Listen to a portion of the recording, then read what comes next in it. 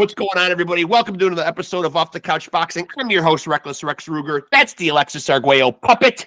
And I'm your other host, Frank Benji's, back with another one. Indeed, we are. And I'm excited about this one. But then again, I know the content is legendary, so I'm excited about all of them. And what's not to be excited about, man? What's not to be? We'll get him in here. Hey, you guys there? Yes, sir, we are. Can you hear us okay? Yeah, what's up, fellas? Caleb, how's it going, buddy? Good to have you on here, man. It's an honor, man. We really appreciate you doing it, man. Hey, my pleasure, man. I'm glad we could get connected. It's been a while, but like I said, I'm used to having lots of free time, and now I gotta have an actual job, so I got a real schedule. The dreaded day job, huh? Yeah, something like that. I wouldn't go that far. I'm a realtor, but Oh, okay. Fair enough. And so I got to ask you first of all, Caleb. You got such an amazing resume, man. But in doing my research to talk to you, though, man, what was your start in boxing? How did you get into the sport? Did you start as late as 19? I thought in my reading that you had gotten into a tough man contest in your teens. Was that your first introduction to boxing? it was. Yeah, it was actually 20. I didn't start till I was a sophomore in college, so 20 years old, man. And I had always loved boxing growing up. I watched fights and pay-per-views with the buddies and stuff like that, but I didn't know it was like available to me in where I'm at in Minnesota. So I just didn't know how to get into it, and just kind of stumbled upon it when I was 20 years old, and boom, the rest is history. So Yeah, go ahead, mate. You said that you used to watch boxing and stuff when you were younger. Did you have any idols like in the game that you like when you started boxing? You were like, I want to kind of like try to be like this guy. The dude that I started boxing with was one of my best friends. My boy Rob. We did the tough guy tournament together when we first started, but we always used to go to his house, and he had the black box at his crib, man. I remember those well. Yeah. So we used to watch all the pay-per-views at his place, and I was a Lennox Lewis guy. He was a Holyfield guy, so we were at odds with those matchups.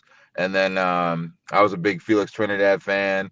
I remember like watching Oscar De La Hoya and Fernando Vargas, in the late 1990s and early 2000s, and that's when I first fell in love with it, basically. I can't lie, man. Thank God for those black cheater boxes, man, because I remember back in the 80s. I'm 51 years old. I remember back in the 80s, man, you'd be furious if you plopped down your money, which back then maybe the pay-per-views were $49.99, but that was a lot of money in comparison. It was equal to what we're paying now in the 80s. And then you'd buy those Mike Tyson fights and wait all damn night, and they'd be over in 90 seconds. Yeah, we gotta adjust that $49.99 to inflation, Today. Man. Yes. That's like $300 today, man. You're not kidding. But no, I'm people, especially the people that are just casual fans that aren't diehard boxing fans. They still bring that up to me today. You're like, oh, back in the day, I used to pay this for a Mike Tyson fight and it only lasted a minute. I'm like, well, that's what you get with boxing. That's the excitement about it. And what about the current sport right now, man? Like, do you still keep a keen eye on it? And if so, who are some of the guys that are doing it right now that have caught your eye that you enjoy watching? I'm a fan, man. I've always been a fan of boxing, throughout my career, before my career. So I'm always watching pretty much everything, man. I try to catch every pay-per-view when I can. Now that I have my kids are getting a little bit older, and I'm older, so I fall asleep a little bit earlier than I. Yeah, school nights. So I know. Those start times on ESPN and all those other networks start at like 11:30. I'd be falling asleep a little bit early. Yeah. So I miss the main events once in a while, but I always DVR them. But yeah, I catch everything, man, and love watching the sport, love the sport in general, and there's so many good fighters right now, man. It's kind of like a interesting time in boxing, like PBC or Showtime went away from boxing. HBO's been away from boxing now for a while. It's more like on a streaming platform for the most part. PBC started the new Amazon deal a few fights ago, and it'll be interesting to see how that unfolds over the next year or two.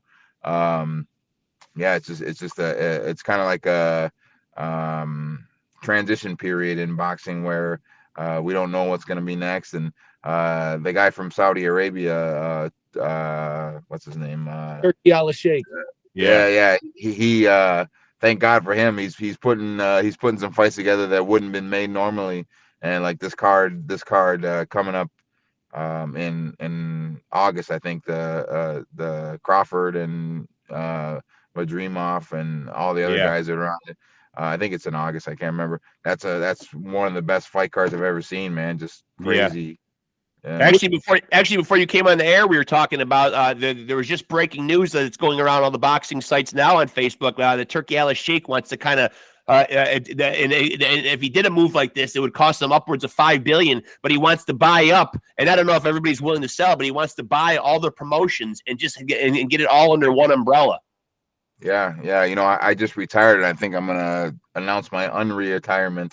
Are you? Just no. Is that is that an exclusive for us?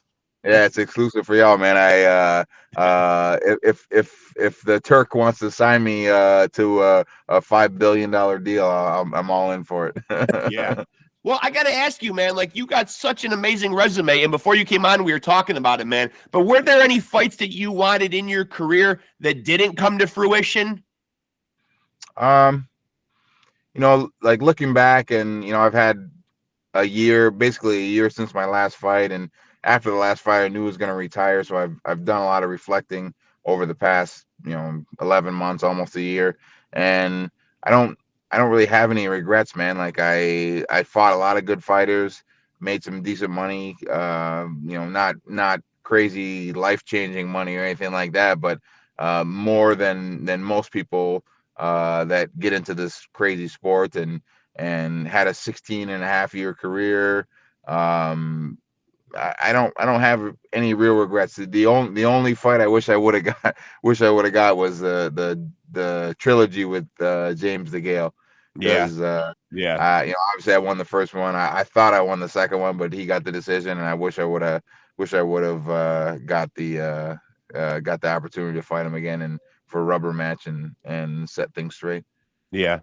So speaking of the current landscape of boxing, I see it's pushed back now to November, but Jake Paul's set to fight Mike Tyson. What are your thoughts on all these gimmick fights, like YouTubers and all this other kind of? For the most part, I don't mind them. I think it brings eyes to the sport that wouldn't normally tune into a boxing match. And I've always said, like, as long as Jake Paul is not taking away opportunities from fighters who deserve it, that are put the work in, and I got no problem with it, man. I think he's done a great job of obviously making money. He's been Yeah, he killing sure it as has. far as making money goes, and I also think he's done really well by the fighters that are on his cards. Like he pays top dollar, from what I understand, to the fighters that are on his undercards, and he's given opportunities to women boxers. Amanda Serrano, and is his, I think, is basically his main person Yeah. in his He's promotional lining her company. pockets nicely. Yeah. Yeah, absolutely. Yeah. So props to him for that. As far as the Mike Tyson thing goes, it bothers me a little bit because if it would have been classified as an exhibition, I wouldn't have had too much of a problem with it, because there's exhibitions all the time, clown shows all the time. But the fact that it's a real fight with like modified rules, and Mike Tyson's he's a grandpa, man. He's I 57 know. years old.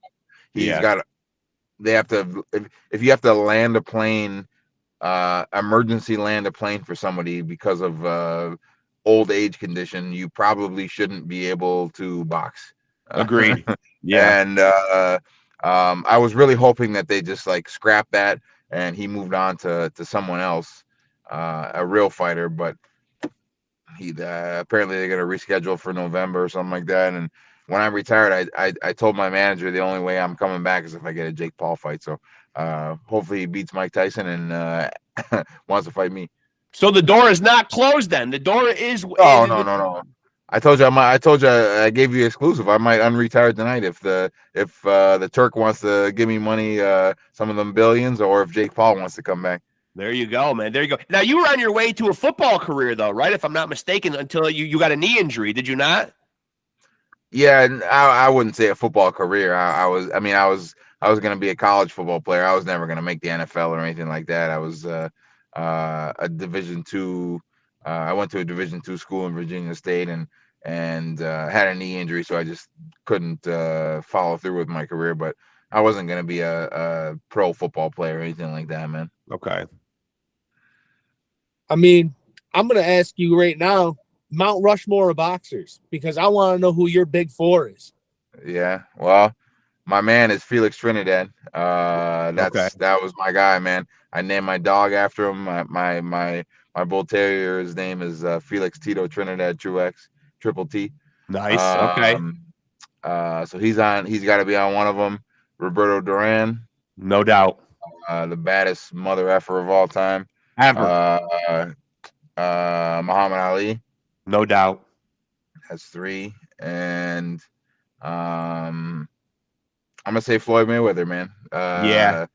I don't think, a lot of people in my generation say he's the best ever. He's not the best ever. Sugar Ray Robinson and Roberto Duran and Leonard and all those guys are the best ever. But just like the memories that I have with my friends and with my fellow fighters watching Floyd Mayweather fight. I used to have fight parties at my house all the time where there's 50, 60 people watching his fights, the big pay-per-views at my place, and we got a keg of beer and food, and everybody brings the fight parties are crazy, man. So he's got to be on my Mount Rushmore because just the memories that I have of watching his big fights, starting with De La Hoya, man. We were always buying the fights too, and we were always looking for him to lose. We always wanted to be tuned in and to actually see him lose. I'm not going to lie, full disclosure, I really didn't appreciate what he did until afterwards. I kind of thought he was a little cocky, a little arrogant, and I bought a lot of those pay-per-views to hopefully watch him lose. He was. I had to apologize to my niece the other day because I reminded her my niece was born on she's 17. She was born on May 6th. 17 years ago, and it was the night that Floyd Mayweather fought Oscar De La Hoya. May 5th, and my sister was like, can you come to the hospital and be with me? And I was like, sorry, can't do it. Mayweather's fighting De La Hoya. You'll be okay. I'll see you tomorrow morning. And that was a pretty polarizing fight, man. That still has people's opinions divided too. That was a close fight. Yeah, I don't know about that. No, I mean it was a good fight, but it wasn't close, man. Mayweather won that fight easy. Ooh, man, the guy's got an opinion on this and a definitive opinion on it. So I gotta say, are you still in Minnesota? Yeah, man. I'm right now. I'm chilling at Target. I gotta say, man, shout out to Minnesota, the home and the birthplace and the home of Prince, my favorite musician of all time, man. Yeah. Okay, so we will get along just fine then, man. So you're a Prince fan too, right? He's the greatest. The greatest. He broke up there. Oh, okay. Yeah, your audio changed up a little bit. I mean, come on, man. Is there anybody better than Prince, though? I mean, you guys get to claim him. Minnesota gets to claim him. I think he's the GOAT, man. He played all his own instruments. He's the GOAT. Fantastic performer, fantastic dancer, everything, man. Minneapolis sound was created because of him.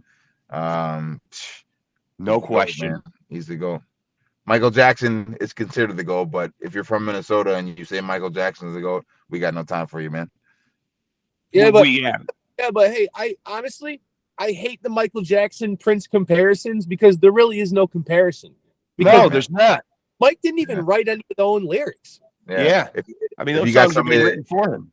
If you got somebody that writes her own songs compared to somebody that has somebody else write their own songs, write your songs, compared to somebody that writes your own songs, plays your own instruments, like all the instruments, Right. and does everything with the album. Yeah, it's a big difference. I know I got some of the original like Prince albums, like Dirty Mind, and Yeah. all everyone, man, everyone. Yeah. And if you look on the back, it says like written, composed, produced, everything by Everything. Prince. Yeah. Everything. Yes, man. One You were a guy that one studied. person. Yeah, yeah, yeah. You were a guy who studied those albums a lot, like me, man, because that does say that on every single album too. I mean, right from the beginning, he was on a mission to do everything himself. So I alluded earlier, to your resume, and for people that might have forgotten, Caleb Plant, Peter Quillen. You mentioned the DeGale fights, Anthony Durrell, Danny Jacobs, Jermaine Taylor, Antoine Eccles. No doubt, your resume cannot be questioned. A lot of tough guys on there, man. Who gave Caleb Truax his toughest fight? Might not even be one of those guys. Well, my toughest fight, not the best fighter, but my toughest fight was Kerry Hope Okay. And why was he the Wales. toughest? Because that was my first 10-round fight. And he was just a dog, man. Like he couldn't punch very well. He was not a big puncher, only had a few knockouts. But I think I was like, I can't remember my record, maybe like 14 or 15-0, 16-0, something like that. And he had was like 12-3 or 12-2. I can't remember the exact records. But I actually trained with him in Big Bear, and he was we were in camp together in Big Bear, and then my opponent fell out, and my promoter chose him to replace. I was supposed to fight Carl Daniels, the old vet, Yeah. and so it switched from an old vet to a young hungry lion. Yeah. And Big difference. Kerry Hope was in great shape and just brought it, man. And I think in that fight, I think I won 7-3 on all three judges' scorecards. And I think I won the first 7 rounds, and he won the last 3 because he just was wearing me down, man. He was in like dog shape, and it was a tough fight, man. And after we fought, he went on to win the European middleweight title. He fought who did he beat? He beat I forgot what his name was. The guy fought Triple G later and got knocked out by Triple G. Praska, like something Praska or something like that. Greatest Prescott? No. Like Gregor's Praska or something like that. Like Oh, a okay, Polish Polish guy or something like that. Who's a good middleweight. But yeah, Kerry beat him and upset him for the middleweight European middleweight title. So that was my like most grueling, toughest fight. Not the best fighter I fought, but like after that fight, I was just toast, man. Like for like a week. But sometimes it's not the obvious guys. A lot of times, man, you can have a killer resume, and we ask guys that question, and sometimes, man, like they do just what you did. They pull out some name, and you're just like, who? But sometimes it is those guys who give you your toughest night. Yeah. The best fighter I've ever fought, I would say, was Danny Jacobs. Yeah, amazing. Yeah, the He Miracle Man.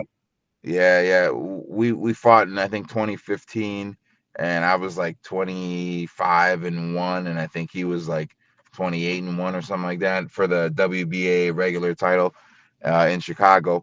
And I was in great shape, very well prepared for that fight. I felt tremendous going into the fight as far as conditioning and preparation, everything goes.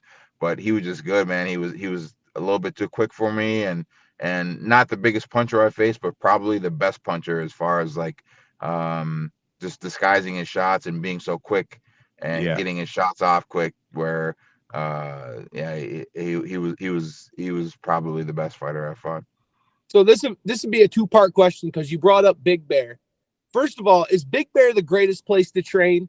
And also, what's your least favorite part of training when you're in camp? Well, let me answer the second part of that question first, which every fighter will agree with, is having to make weight and eat shit that you don't want to eat. And the first part of that question, I went to Big Bear. I believe I trained there like 3 or 4 times, and it's tremendous. It's I had never been to like another high elevation place to train, and the first time I went there, I was all gung ho, and I was probably like 4-5-0 or something like that as a pro. I went to train out there with Enrique Ornelas, and he was fighting who was he fighting? He was fighting a middleweight eliminator fight. The winner was going to fight Kelly Pavlik, and this is probably like 2008 maybe. Who's he fighting? Oh, it was Enrique Ornelas, who I was training with, versus Marco Antonio Rubio. I remember Rubio. Yeah. Yeah, and so I trained with Ornelas for like 2 weeks up in Big Bear, and I remember getting there. I'd never been in a high altitude before in my life, and I remember getting there and like, let's go, let's go spar right now. And his coach was like, let's just let you rest for the night and take it easy. Like, nah, I'm ready to go right now. I'm ready to go right now. And I get back there, get there and take the day off. And I had just got done fighting. I had just had a fight like 2 or 3 weeks prior. And so I was in good shape, like fighting shape. And I remember going for a run the second day I went there. And after like 2 blocks, I was like huffing and puffing and could that barely altitude breathe. will zap you. And I'm like, oh shit, man. Yeah, that altitude will do it to you. Yeah, and then the first time we sparred, I was like gassed out after like 2 rounds, and it took me like probably like 2 or 3 days to start getting used to it. And by the time I was done, we had good preparation and good rounds. And then when I went back to Minnesota, like at after 2 weeks, at lower elevation, I just was killing everybody because I just didn't get tired. Where did you feel like your strongest weight class was? You obviously fought at multiple weight classes. I think people will obviously remember that you held the IBF super middleweight title, 168. Do you feel like you did your best work there? Yeah, obviously when you win a title, yeah, that helps.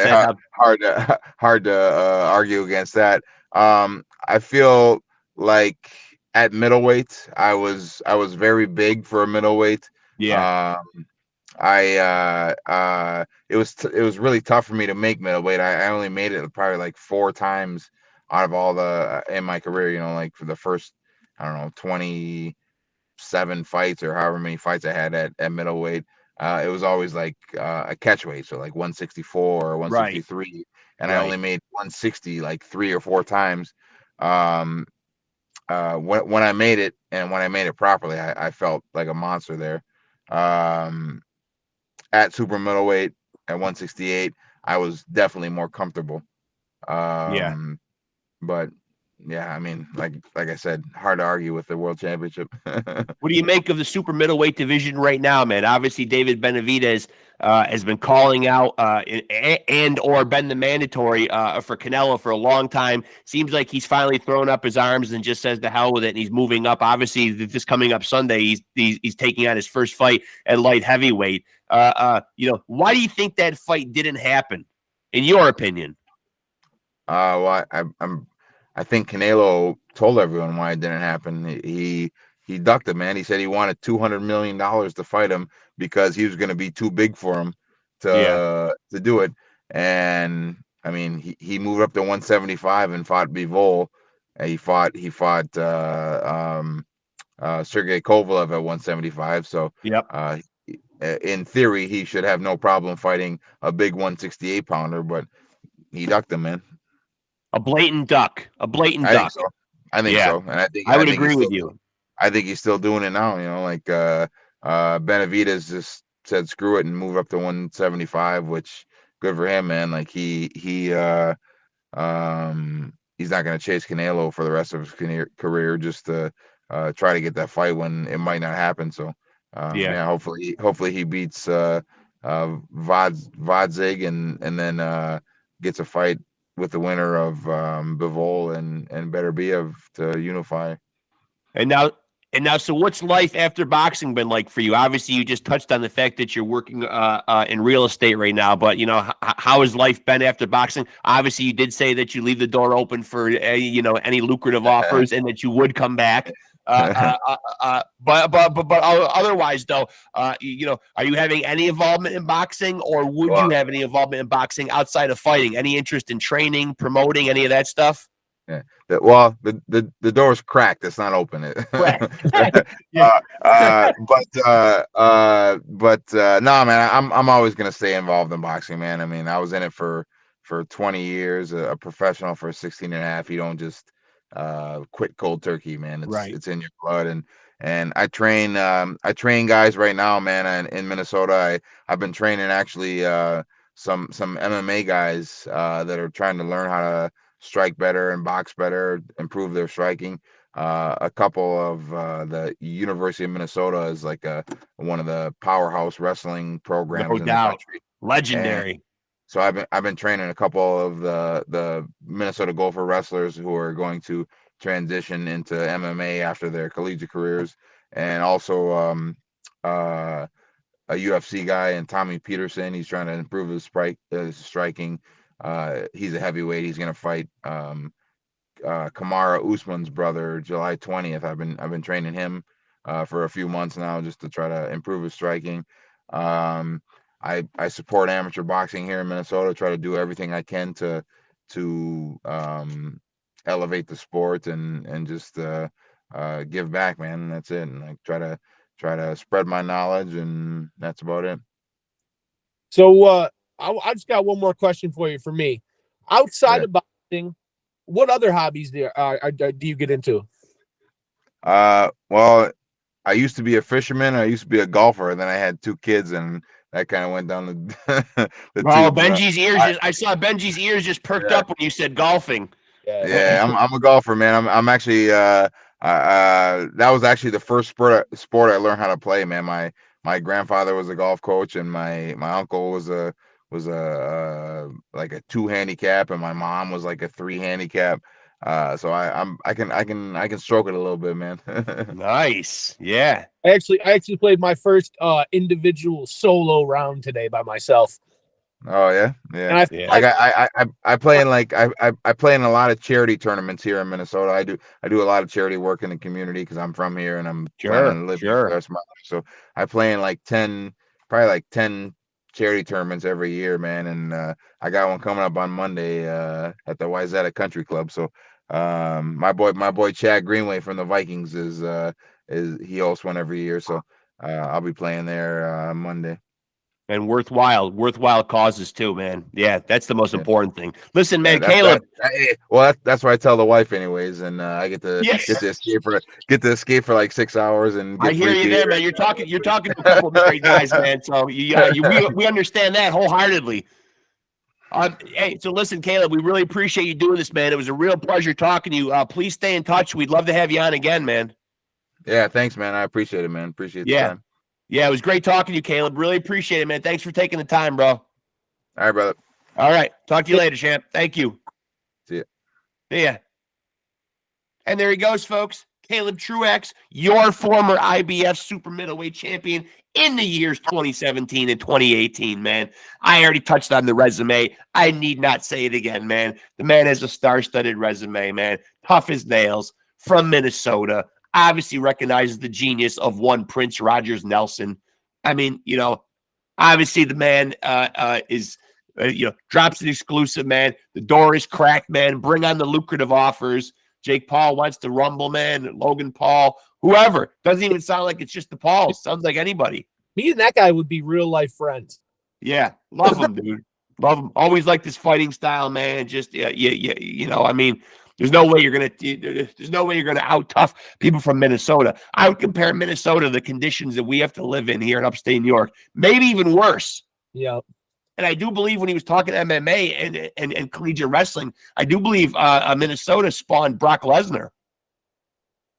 I can't say for sure, but you might be pretty sure. I'm pretty sure he's a University of Minnesota guy too. But yeah, obviously, man, he's done his homework on Prince too, man. Knew that the back of the albums all say everything done by Prince, man. I mean, how can you live in Minnesota and not, man? I mean, there's no way in hell, man, that you can't live in Minnesota, man, and not understand and realize the genius that is Prince. Right. And a hell of a fighter also, man. That's Caleb TRUAX, man. A pleasure, an honor. Love to having him on, man. Appreciate him doing it. Make sure to like and follow us on Facebook or else. And with that being said, shout out Gary Busey, because I can go 15 seconds with anything. And make sure that you like, subscribe, look up at the top of your screen with your two little peepers, and hit the notification bell to stay tapped into the greatest boxing conversations. This is where all your favorite people from the fight game come and chop it up in conversations that you typically don't hear, man. We take a lot of left-hand turns here. Lord knows what we might end up talking about, man. But sky's the limit, man. So stay tapped in, man. And remember, if you want to be a champion, you got to roll with the champs.